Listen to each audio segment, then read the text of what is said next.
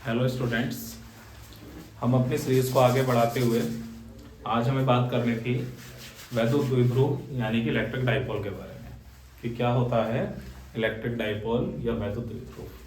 तो मेनली हम electric dipole एक ऐसे समायोजन को कहते हैं जिसमें हम दो चार्ज यानी कि दो आवेश लेते हैं जिनका परिमाण यानी कि मैग्नीट्यूड क्या हो, समान हो। और दूसरी बात, उनके साइंस कैसे हो, अपोजिट हो, मतलब नेचर कैसी हो, अपोजिट हो, एक दूसरे के विपरीत हो। जैसे कि हम देखें कि मैंने एक चार्ज लिया है प्लस क्यू और सेम इसी मैग्नीट्यूड का मैंने एक और चार्ज लिया है माइनस क्यू, और इन दोनों को मान लिया मैंने एक दूसरे से 2l डिस्टेंस पर रखा है। तो फिर ये जो संयंत्र, ये जो समायोजन या फिर ये जो सिस्टम आपको देखने को मिला है, इसी को हम वैद्युत द्विध्रुव या फिर इलेक्ट्रिक डाइपोल के नाम से जानते हैं। तो यहां से एक सीधी सी डेफिनेशन हमें क्लियर होती है कि किन्हीं भी दो आवेश जो एक दूसरे के परिमाण के समान हो, अर्थात दो आवेश जिनके परिमाण समान हो, दूसरी बात उनके चिन्ह कैसे हो, विपरीत हो, तो उनके द्वारा बनने वाले एक समायोजन को ही हम वैद्युत द्विध्रुव कहते हैं। अगर इंग्लिश में देखें कि if two charges which have same magnitude but opposite signs or opposite behavior make a system is known as electric dipole, और इनके बीच डिस्टेंस को हम 2l से डिनोट करते हैं। उसके बाद बात करते हैं कि इसके कुछ एग्जांपल्स के बारे में। तो एग्जांपल्स में आप इसमें ले सकते हैं, जैसे कि अगर हम लिखें यहाँ पर कि HCl, अब HCl में आप लोग देखते हैं कि H एटम जो होता है वो कैसा होता है, पॉजिटिव चार्ज होता है, और Cl कैसा होता है, नेगेटिव चार्ज। लेकिन दोनों कैसे होते हैं, मैग्नीट्यूड दोनों के सेम होते हैं, बट इनके साइंस यानी कि परिमाण समान, और इनके चिन्ह कैसे होते हैं, विपरीत। तो हम कह सकते हैं कि HCl भी एक इलेक्ट्रिक डाइपोल का एग्जाम्पल है। दूसरी बात, अगर हम लिखें यहाँ पर NaCl, तो NaCl भी क्या है, एक इसका ऐसा एग्जाम्पल है। तो मेनली हम इसके और एग्जांपल्स के बारे में आगे बात करेंगे। और अब आगे बढ़ते हैं कि वैद्युत द्विध्रुव आघूर्ण के बारे में, यानी कि इलेक्ट्रिक डाइपोल मोमेंट किस चीज को कहते हैं। वैद्युत द्विध्रुव आघूर्ण, वैद्युत द्विध्रुव आघूर्ण क्या है कि अगर मैं इन दोनों चार्जेस में से, जो मैंने इलेक्ट्रिक डाइपोल यानी कि वैद्युत द्विध्रुव में लिए हैं, इन दोनों चार्जेस में से किसी भी एक चार्ज का क्या ले लो, मैग्नीट्यूड, या किसी भी एक चार्ज का परिमाण ले लो जो कि मैंने मान रखा है क्यों। और दूसरी बात, इन दोनों के बीच की जो डिस्टेंस है जो कि 2l मान रखी है, ये ले लूं, और दोनों का क्या करा दूं, मल्टीप्लीकेशन, मतलब प्रोडक्ट करा दूं, गुणा करा दूं। इस ही को ही हम क्या बोलते हैं, वैद्युत द्विध्रुव आघूर्ण बनते हैं। मतलब कि वैद्युत द्विध्रुव के किसी एक आवेश के परिमाण तथा दोनों आवेशों के बीच की दूरी के गुणनफल को वैद्युत द्विध्रुव आघूर्ण कहते हैं, जिसे हम P से प्रदर्शित करते हैं। अगर इंग्लिश में लिखें, the product of magnitude of any charge in electric dipole और distance between them is known as electric dipole moment which is denoted by small. उसके बाद बात करते हैं इसकी यूनिट के बारे में। कल हमने देखा था कि भैया चार्ज की जो यूनिट होती है, आवेश की जो यूनिट होती है, वो क्या होती है, कूलम होती है। उसके बाद दोनों के बीच में डिस्टेंस ही तो है, और डिस्टेंस की तो मीटर होती है, तो कूलम मीटर क्या होती है, वैद्युत द्विध्रुव आघूर्ण यानी कि इलेक्ट्रिक डाइपोल मोमेंट की यूनिट होती है। उसके बाद इसकी कुछ पोजीशंस होती है। पोजीशंस कैसे कि भैया एक्सियल और इक्वाटोरियल, यानी कि अक्षीय और निरक्षीय स्थिति आपने सुनी होगी वैद्युत द्विध्रुव की, आपकी क्लासेस में, स्कूल्स में पढ़ाया हुआ है। तो अक्षीय स्थिति क्या होती है कि ये जो दोनों आवेश हैं वैद्युत द्विध्रुव के, यानी कि इलेक्ट्रिक डाइपोल के, प्लस क्यू और माइनस क्यू, इन दोनों को जो मिलाने वाली ये लाइन है, इस लाइन को ही हम एक्सियल लाइन के नाम से जानते हैं, या फिर हिंदी में हम इसको अक्षीय रेखा के नाम से जानते हैं। उसके बाद अब अगर इन दोनों लाइंस को मिलाने वाली जो ये लाइन है, इस लाइन के परपेंडिकुलर, मतलब इसके लंबवत में कोई रेखा खींच दूं, तो ये मैंने इसके परपेंडिकुलर एक रेखा खींच दी है जो इसके साथ 90 डिग्री का एंगल बनाती है। तो इस लाइन को हम इक्वाटोरियल लाइन के नाम से जानते हैं। इक्वाटोरियल मतलब निरक्षीय रेखा के नाम से जानते हैं इसको। निरक्षीय रेखा के नाम से जानते हैं। अब ये वैद्युत द्विध्रुव आघूर्ण ही आपकी जो मोस्ट इंपोर्टेंट डेरिवेशन है इस लेसन की, वो कौन सी है कि अक्षीय स्थिति में वैद्युत क्षेत्र की तीव्रता यानी कि इलेक्ट्रिक फील्ड इन एक्सियल पोजीशन और इक्वाटोरियल पोजीशन, वो इसमें पूरी तरह से यूज होंगी, जिसके लिए मैंने आपको ये छोटा छोटा या फिर शॉर्ट फॉर्म में समझा दिया। उसके बाद हम बात करते हैं कि इलेक्ट्रिक फील्ड की डायरेक्शन के बारे में कि भैया इलेक्ट्रिक फील्ड की जो डायरेक्शन होती है वो कैसे होती है। तो इलेक्ट्रिक फील्ड की डायरेक्शन के बारे में बात करते हैं। मेनली इलेक्ट्रिक फील्ड लाइंस जब हम पढ़ते हैं तो इलेक्ट्रिक फील्ड लाइंस की जो डायरेक्शन होती थी वो पॉजिटिव टू नेगेटिव होती थी। मतलब जिससे हमें एक चीज पता चलती है कि भैया इलेक्ट्रिक फील्ड की जो डायरेक्शन होती है वो पॉजिटिव टू नेगेटिव होती है। मतलब कि इलेक्ट्रिक फील्ड में जो हमारा मान लो पॉजिटिव चार्ज है, तो अगर इलेक्ट्रिक फील्ड की डायरेक्शन होगी तो वो पॉजिटिव से दूर जाएगी, मतलब अवे फ्रॉम पॉजिटिव होगी। दूसरी बात, अगर नेगेटिव है तो टुवर्ड्स नेगेटिव होगी। मतलब डायरेक्शन कैसे चलेगी, पॉजिटिव से यानी कि धनावेश से ऋणावेश की ओर, पॉजिटिव टू नेगेटिव। मतलब हम बोल सकते हैं away from positive and towards negative. उसके बाद अब आपके मोस्ट इंपोर्टेंट डेरिवेशंस का टाइम आ चुका है, जो कि हम बात करने वाले हैं कि वैद्युत द्विध्रुव की अक्षीय स्थिति में वैद्युत क्षेत्र की तीव्रता यानी कि electric field intensity at the axial point of electric dipole. डाल लेते हैं ठीक।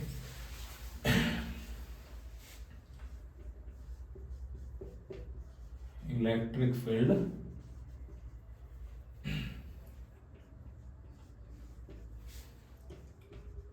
ड्यू टू इलेक्ट्रिक डाइपोल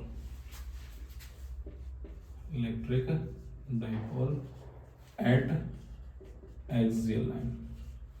मतलब कि वैद्युत द्विध्रुव की अक्षीय स्थिति में वैद्युत क्षेत्र की तीव्रता। मेनली हम इसमें क्या करते हैं कि एक वैद्युत द्विध्रुव यानी कि इलेक्ट्रिक डाइपोल मानते हैं, जो कि है AB। मान लेते हैं कि मेरे पास एक इलेक्ट्रिक डाइपोल है AB, ये मैंने इलेक्ट्रिक डाइपोल अपना मान लिया है AB। अब अभी हमने पढ़ा था कि भैया इलेक्ट्रिक डाइपोल पर जो चार्जेस होते हैं वो दोनों सेम मैग्नीट्यूड के चार्ज होते हैं, सेम परिमाण के चार्ज होते हैं। तो सेम परिमाण के चार्ज इनको मान लेते हैं Q और Q है। अब इनकी डायरेक्शंस यानी कि इनके साइंस या इनका बिहेवियर कैसा होगा, तो दोनों अपोजिट साइंस होते हैं, तो एक पॉजिटिव है तो एक नेगेटिव है। और दोनों के बीच की डिस्टेंस कितनी होती है, दोनों के बीच की डिस्टेंस 2L होती है। अब अगर मैं क्या करूं कि इन दोनों चार्जेस के मिड पॉइंट्स से, जैसा कि मैं मान लेता हूं कि इनका मिड पॉइंट है, इनके मिड पॉइंट से स्मॉल r डिस्टेंस पर कोई पॉइंट मान लेते हैं कि इनके मिड पॉइंट से स्मॉल r डिस्टेंस पर एक पॉइंट लिया गया है P पॉइंट, और इस पॉइंट पर ही मुझे क्या फाइंड करनी है, इलेक्ट्रिक फील्ड इंटेंसिटी की वैल्यू फाइंड करनी है। आप लोग देखो तो ये एक्सियल लाइन पर ही है पॉइंट, बस हमने इस लाइन को आगे की ओर नहीं बढ़ाया। मतलब कि ये क्या है डेरिवेशन हमारी कि हमारा एक इलेक्ट्रिक डाइपोल यानी कि वैद्युत द्विध्रुव है, वैद्युत द्विध्रुव की अक्षीय स्थिति हम क्या निकालने की कोशिश कर रहे हैं, वैद्युत क्षेत्र की तीव्रता निकालने की कोशिश कर रहे हैं। उसके बाद बात करते हैं डायरेक्शन की, जैसा कि हमने अभी करा था कि भैया धनावेश से दूर होगी, अवे फ्रॉम पॉजिटिव होगी, और टुवर्ड्स नेगेटिव मतलब ऋणावेश की ओर होगी। अब देखो आपका ये पहला वाला जो चार्ज है प्लस में, ये कैसा पॉजिटिव चार्ज है, तो सीधी सी बात है डायरेक्शन कैसे होगी, आगे की ओर, तो इसको मैंने मान लिया है ये। उसके बाद अगर मैं नेगेटिव वाले के लिए देखूं तो ये कैसी होगी, टुवर्ड्स नेगेटिव होगी, तो ये E2 होगी। अब कल की क्लास में मैंने आपको लास्ट में ही एक डेरिवेशन कराई थी कि बिंदु आवेश के कारण वैद्युत क्षेत्र की तीव्रता, जिसका फॉर्मूला हमने क्या पढ़ा था कि E is equal 1/4 pi epsilon not Q upon R²। बिंदु आवेश के कारण वैद्युत क्षेत्र की तीव्रता मतलब किसी एक बिंदु आवेश को हमने ले रखा है और उससे कुछ दूरी पर कोई पॉइंट लिया और उस पॉइंट पर हम वैद्युत क्षेत्र की तीव्रता यानी कि इलेक्ट्रिक फील्ड इंटेंसिटी की वैल्यू फाइंड करते थे, जिसका फॉर्मूला हमने ड्राइव करके देखा था। उसके बाद अब देखिए, जैसे कि अगर मैं मानूं कि मुझे प्लस क्यू आवेश के कारण वैद्युत क्षेत्र की तीव्रता निकालनी है, तो प्लस क्यू आवेश के कारण वैद्युत क्षेत्र की तीव्रता, या फिर बोल सकते हो कि electric field intensity at point P due to positive charge या ड्यू टू प्लस क्यू, तो इसको मान लेते हैं E1। तो E1 इज इक्वल क्या मेरा फॉर्मूला आएगा 1/4 पाई एप्सिलॉन नॉट ऐसे के ऐसे। अब चार्ज क्या है हमारा प्लस क्यू। तो कभी भी याद रखना बेटा, इस लेसन में चार्ज हमेशा चार्ज का मैग्नीट्यूड रखा जाता है, ना कि उसकी साइन भी रखी जाती है। तो मैग्नीट्यूड कितना मेरा क्यों। उसके बाद आर क्या था, आर थी पॉइंट की चार्ज से डिस्टेंस। ये हमारा चार्ज है, ये हमारा पॉइंट है, तो यहाँ से यहाँ तक की डिस्टेंस मुझे फाइंड करनी है। अब दिक्कत क्या आ गई कि भैया मुझे तो यहाँ से यहाँ तक पता है डिस्टेंस, या फिर यहाँ से यहाँ तक पता है। भाई हमने वो क्या माना था, मिड पॉइंट माना था किसका, ए बी का। तो सीधी सी बात है ये लाइन किसमें दो पार्ट्स में डिवाइड हो गई, तो ये क्या हो गया, इतना भी स्मॉल एल हो गया। उसके बाद ये भी क्या हो गया, स्मॉल एल हो गया। तो यहाँ से लेकर यहाँ तक की टोटल डिस्टेंस कितनी बनी, ये एल और ये आर, तो कितनी बनी आर प्लस एल। तो हमें पता चला कि भैया प्लस क्यू चार्ज जो है वो पॉइंट सी से पॉइंट पी से आर प्लस एल डिस्टेंस पर है। अब इस आर प्लस एल डिस्टेंस को यहाँ पर आप पुट कर दो, तो आर प्लस एल का होल स्क्वायर। तो ये आपको क्या मिला, इलेक्ट्रिक फील्ड की वैल्यू मिली इस वाले पॉइंट पर, किसकी वजह से, प्लस क्यू चार्ज की वजह से। अब इसकी डायरेक्शन की बात करते हैं कि भाई डायरेक्शन किधर है, तो डायरेक्शन आप देखोगे कैसे, ए से पी की ओर, आगे की ओर जा रहे हैं, तो ए टू पी। उसके बाद अब अगर मुझे इलेक्ट्रिक फील्ड निकालना हो किसकी वजह से, नेगेटिव चार्ज की वजह से, इसी पॉइंट पर, तो फिर इसके बीच की डिस्टेंस भी तो देखनी पड़ेगी। तो डिस्टेंस फाइंड कर लेते हैं। अब यहां से देखो ये डिस्टेंस यहां से कितनी है एल, और यहां से लेकर यहां तक टोटल डिस्टेंस कितनी है आर। तो फिर बीच की यहां से यहां तक कितनी बची, आर माइनस एल। खुद देखो ध्यान से, यहां से यहां तक एल है, फिर यहां से लेकर यहां तक पूरी पी है। तो अगर मुझे इस डिस्टेंस में से ये डिस्टेंस निकालनी हो तो ये वाली को माइनस कर दूंगा। तो सीधी सी बात है, माइनस क्यू से पी तक की डिस्टेंस कितनी बची मेरी, आर माइनस एल। तो ये वाली डिस्टेंस कितनी हो गई, आर माइनस एल हो गई, यानी कि माइनस क्यू चार्ज के लिए। अब फॉर्मूला लगाते हैं, इसका इलेक्ट्रिक फील्ड E2 है, तो E2 इज इक्वल कितना बना 1/4 पाई एप्सिलॉन नॉट और Q upon r minus L का होल स्क्वायर। उसके बाद इसकी डायरेक्शन की बात करते हैं, तो आप लोग डायरेक्शन देखोगे टुवर्ड्स P है, टुवर्ड्स B। तो कैसे लिख सकता हूं, P से B की ओर, P से B की ओर। अब मेरे को आप लोग देख रहे हैं कि इस P पॉइंट पर दो इलेक्ट्रिक फील्ड की वैल्यू मिल गई। एक ही E1 मिल गया जो कि पॉजिटिव चार्ज यानी कि धनावेश की वजह से, एक ही E2 मिल गया जो कि नेगेटिव चार्ज यानी कि ऋणावेश की वजह से है। अब मुझे इस पर नेट यानी कि रिजल्टेंट निकालना है, इसका परिणामी निकालना है। तो परिणामी वैद्युत क्षेत्र की बात करते हैं कि परिणामी वैद्युत क्षेत्र क्या होगा। तो परिणामी वैद्युत क्षेत्र निकालने के लिए हमें क्या करना पड़ेगा, भाई ज्यादा वाले E में से कम वाले E को क्या करना पड़ेगा, माइनस करने का पड़ेगा। अब आप लोग देखो, अब मुझे भैया एक प्रॉब्लम आ रही है कि ये भी बिल्कुल सेम है, ये भी बिल्कुल सेम है, ये भी सेम, ये भी सेम, लेकिन इसमें से इसे माइनस करूं या इसमें से इसे माइनस करूं, पता ही नहीं है कौन सा बड़ा, क्योंकि बड़े वाले में से छोटे ही तो माइनस करूंगा। तो देख लेते हैं कैसे, कुछ नहीं करना। देखो आर की वैल्यू कुछ मान लो, मान लिया मैंने आर की वैल्यू है 4, और एल की वैल्यू कुछ मान लो, मान लिया एल की वैल्यू है 2। बस याद रखना आर को बड़ा मानना और एल को छोटा मानना। अब एक बार आर की वैल्यू को यहाँ को करके देखो, तो 4 में से 2 जाएंगे, कितना बचेगा 2, और 2 का स्क्वायर 4, तो क्यों अपॉन 4 आएगा। अब यहाँ पर रख के देखो, आर 4 और 2 6, और 6 का स्क्वायर 36।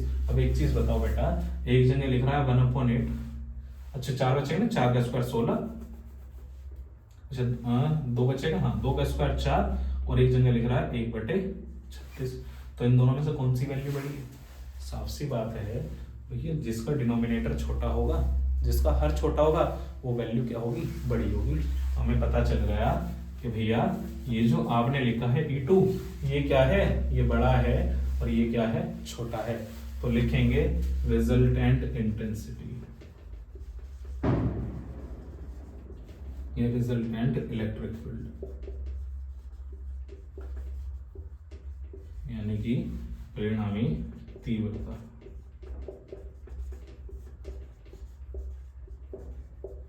तो फॉर्मूला क्या बना, E is equal E2 minus E1। ऊपर तरफ कर देते हैं, उसके बाद देखते हैं।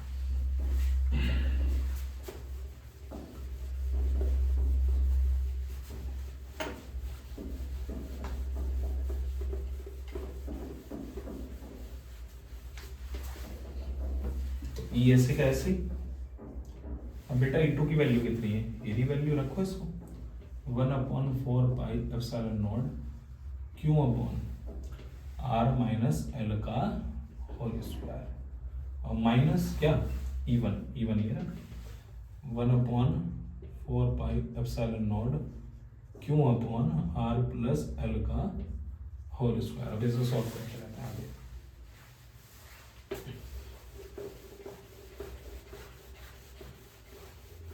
तो इसमें कुछ नहीं करना, कैलकुलेशन बची है, बाकी मेनली डेरिवेशन हो चुकी है, समझने का काम सारा हो चुका है। अब देखो आप लोग इसमें क्यू अपॉन 4πε0 सब में कॉमन आ रहा है, मतलब दोनों साइड से कॉमन है, तो इसको कॉमन निकाल लेते हैं। तो क्यू अपॉन 4πε0, तो यहाँ पर क्या बचा 1/r माइनस एल का होल स्क्वायर, माइनस ऐसे ही यहाँ पर 1/r प्लस एल का होल स्क्वायर। अब इसको सॉल्व करते हैं एलसीएम लेकर, तो क्यू अपॉन 4πε0 ऐसे का ऐसे ही, यहाँ पर कॉमन क्या आएगा बेटा, r square minus l square का क्या होल स्क्वायर, और ये इधर cross multiply r plus L का होल स्क्वायर, बीच में माइनस ऐसे ही, और आर माइनस एल का होल स्क्वायर। उसके बाद ये ऐसे कैसे क्यू अपॉन 4πε0, नीचे वाला टर्म ऐसे लिखा रहने दो, r square minus l square का whole square, a plus b का होल स्क्वायर सबको याद होगा, ए का स्क्वायर प्लस बी का स्क्वायर प्लस 2ab, लगाओ formula, r square plus l square plus 2rl। उसके बाद ए माइनस बी का फॉर्मूला भी याद होगा, ए का स्क्वायर माइनस बी का स्क्वायर प्लस बी का स्क्वायर माइनस 2ab, तो लगाओ फॉर्मूला, और साथ के साथ माइनस के मल्टीप्लाई भी करेंगे, तो minus r square minus l square और प्लस 2rl। अब आप लोग देखोगे पॉजिटिव और नेगेटिव वाले कट चुके हैं, ठीक है। Same method is equal Q upon 4πε0 ऐसे कैसे। अब देखो बेटा 2rl और 2rl कितना हो गया, 4rl हो गया, डायरेक्टली लिख दो 4rl upon r square minus l square का क्या होल स्क्वायर इज इक्वल क्यों। अब एक चीज देखो, अगर हम क्या करें, इस 4 को 2 into 2 में ब्रेक कर लें, तो 2 into 2 में ब्रेक करके देख लेते हैं होता क्या। मान लो मैंने क्या करा, इस 4 को बाहर लेके आया और यहाँ मैंने 2 लिख दिया, अंदर और r भी लिख लिया, वरना चलो r रहने दो, आप 2 लिख लो बस, 2/4πε0, और इस क्यू को अंदर ले जाओ, और साथ में ये जो 2 बचा हुआ है इसको भी इसके साथ लिख लो, तो 2l और इनटू क्या हो गया क्यू, ये क्यू अंदर ले गए, और ये r square minus l square का क्या होल स्क्वायर ऐसे कैसे। अभी आपने फॉर्मूला पढ़ा था वैद्युत द्विध्रुव आघूर्ण, electric dipole moment P is equal Q into 2L, देख लो बना हुआ है, तो लिख लेते हैं, because P is equal Q into 2L। तो बस क्या करना है, वैल्यू पुट करनी, तो रखो E इज इक्वल क्या होगा 2/4πε0, देखो Q into 2L कितना बना P, तो ये हो गया P, और नीचे आपका r square minus l square का क्या होल स्क्वायर। अब देखो बेटा इसमें क्या होता है कि मेनली जब हम इलेक्ट्रिक डाइपोल को डिफाइन करते हैं तो वहां पर दोनों चार्जेस के बीच की जो डिस्टेंस ली जाती है वो एक बहुत छोटे से डिस्टेंस ली जाती है, बट यहाँ पर जो ये आर है, क्योंकि एल क्या है, दोनों चार्जेस के बीच के डिस्टेंस की भी आधी है, जब वो खुद ही छोटी सी है तो उसकी आधी तो और छोटी होगी, लेकिन यहाँ पर जो ये आर है ये उसके मिड पॉइंट से काफी दूर लिया गया एक पॉइंट है, काफी दूर लिए गए पॉइंट की डिस्टेंस है, तो इसका मतलब हमें एक चीज समझ में आ रही है यहाँ पर कि जो L है वो R से क्या है, बहुत ज्यादा छोटा है, मतलब L is smaller than R, या बोल सकते हैं R is greater than L। या फिर अब एक चीज और देखो, अगर कोई value normally without N E square या किसी भी वर्ग के बिना किसी वैल्यू से छोटी हो तो आप उसका स्क्वायर करके देख लो और छोटी हो जाएगी। जैसे कि अब मैं आर का स्क्वायर करूं तो ये और ज्यादा बड़ा हो जाएगा इससे एल स्क्वायर से, मतलब एल स्क्वायर और छोटा हो गया। इसलिए हम क्या करते हैं, एल स्क्वायर को यहाँ पर नगण्य यानी कि नेग्लेक्ट मानने की कोशिश करते हैं। तो एल स्क्वायर को नगण्य मानने पर let the L square neglected, मतलब एल स्क्वायर को हमने यहाँ नेग्लेक्ट कर दिया है, मतलब भैया जीरो के बराबर रख लिया है, यानी कि L square is equal zero. तो एल स्क्वायर यहाँ जीरो रखूंगा बेटा, तो फॉर्मूला क्या बनेगा, 2/4 पाई एप्सिलॉन नॉट पी अपॉन, देखो एल स्क्वायर खत्म, यहाँ से जीरो हो गया, तो क्या बना, आर स्क्वायर का होल स्क्वायर बना। उसके बाद हाँ एक चीज और, यहाँ पे हमारा आर भी तो चल रहा था, ये रहा, आर को भी लिखो साथ में से, ये चल रहा आर, ये हो गया आर, ये रहा। अब देखो आप लोग, ये ऐसे कैसे, 2/4 पाई एप्सिलॉन नॉट, अब देखो बेटा P इंटू आर अपॉन, ये क्या बन गया, आर की पावर 4, अगर मैं इससे इसकी पावर को काटूंगा तो 3 बचेगी, मतलब आर की क्यूब बचेगा, तो डायरेक्टली फॉर्मूला बन चुका है बेटा। तो ई इक्वल कितना बना, इसको आप 1/4 पाई एप्सिलॉन नॉट लिख लो, 2p के साथ मल्टीप्लाई में ले जाओ, तो 2p अपॉन क्या बना, आर क्यूब। और यही जो फॉर्मूला है, ये फॉर्मूला ही हमारा एक्सियल पोजीशन में, यानी कि वैद्युत द्विध्रुव की अक्षीय स्थिति में वैद्युत क्षेत्र की तीव्रता का फॉर्मूला है।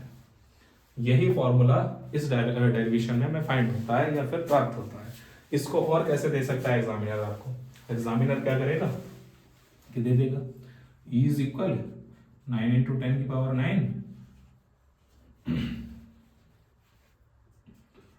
2p upon are cube. अब बोल देगा आपसे प्रूव दिस फॉर्मूला, ये ड्राइव दिस फॉर्मूला, तो ऐसे भी कर सकता है। बस क्या करा है, 1/4 पाई एप्सिलॉन नॉट की वैल्यू आपको पता तो है कितनी होती है, 10 की पावर 9 होती है। चल कोई बात नहीं। उसके बाद और क्या नाम होता है इसका, इसको हम एंड साइड ऑन पोजीशन के नाम से भी जानते हैं इस डेरिवेशन को। उसके बाद एक और डेरिवेशन है इसमें, जिसको हम निरक्षीय स्थिति यानी कि वैद्युत क्षेत्र की वैद्युत द्विध्रुव के कारण या वैद्युत द्विध्रुव की निरक्षीय स्थिति में वैद्युत क्षेत्र की तीव्रता फाइंड करने की कोशिश करते हैं। बस उसमें क्या है कि हम इक्वाटोरियल लाइन यानी कि निरक्षीय स्थिति में क्या कर लेंगे, पॉइंट ले लेंगे स्मॉलर डिस्टेंस पर, और उस पर क्या करेंगे, इलेक्ट्रिक फील्ड यानी कि ई की वैल्यू फाइंड करने की कोशिश करेंगे, जो आपको आने वाली नेक्स्ट वीडियो में मिलने वाला है। ठीक है, मिलते हैं नेक्स्ट वीडियो में। इसको आप इतने ध्यान से देखिए, इंपॉर्टेंट वीडियो आपके लिए। Thank you.